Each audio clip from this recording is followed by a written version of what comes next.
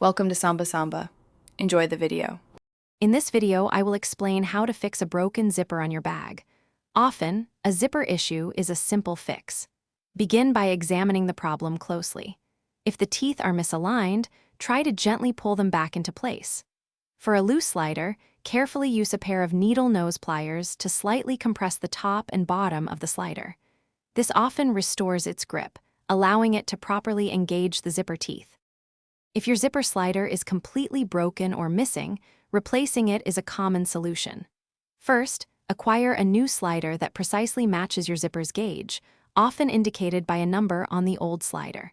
Carefully cut off the metal stopper at the top or bottom of one side of the zipper.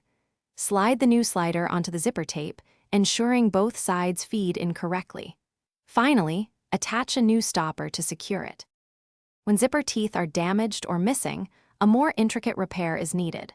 For a few missing teeth, you can carefully sew new stitches using a strong, durable thread, mimicking the original tooth pattern. Ensure your stitches are tight and secure to withstand repeated use. If a larger section of teeth is compromised, consider carefully removing that portion of the zipper tape and sewing in a new, matching segment. To prevent future zipper woes, proper maintenance is key.